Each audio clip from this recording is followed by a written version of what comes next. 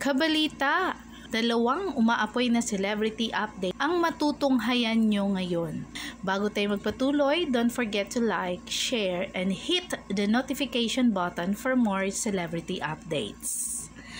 Tony, di na babalik sa PBB?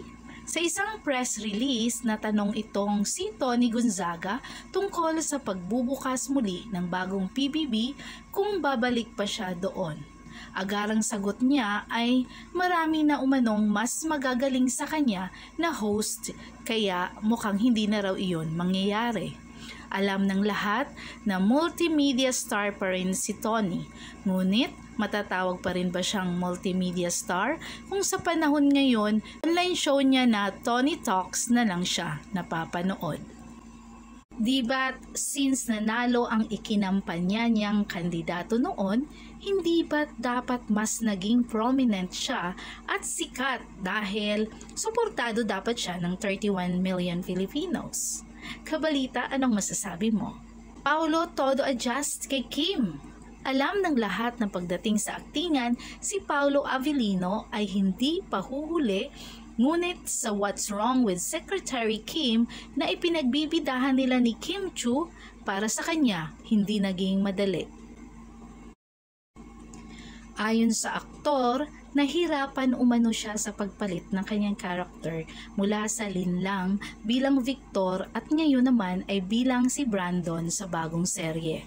Anya sa interview ni Luis Manzano, "It wasn't easy. It took some time for me to adjust. I haven't done a rom-com in a while or something funny, so it took a lot of time, which I wished I had a lot of effort."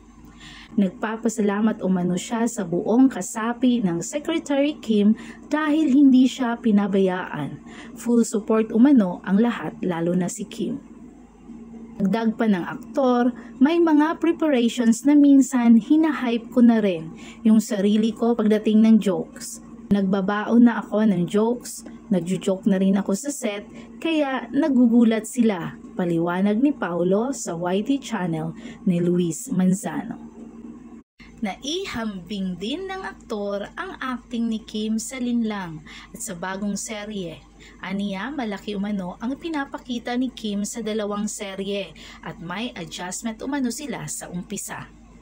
Ayon kay Paulo, it was a very drastic change because Linlang was really so heavy. Kasi it tackles adultery and may mga bata na involved, hindi siya madali. Yung professionalism ni Kim, it was something else. She works fast on the set.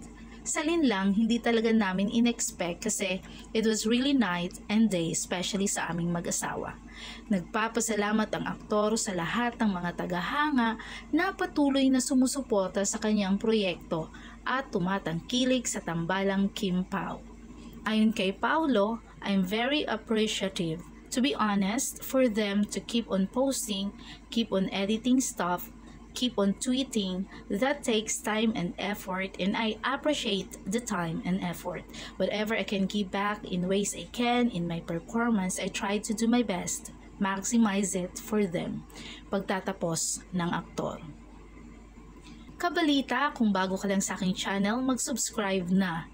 Don't forget to like, share, and hit the notification button for more celebrity updates. Thank you for watching!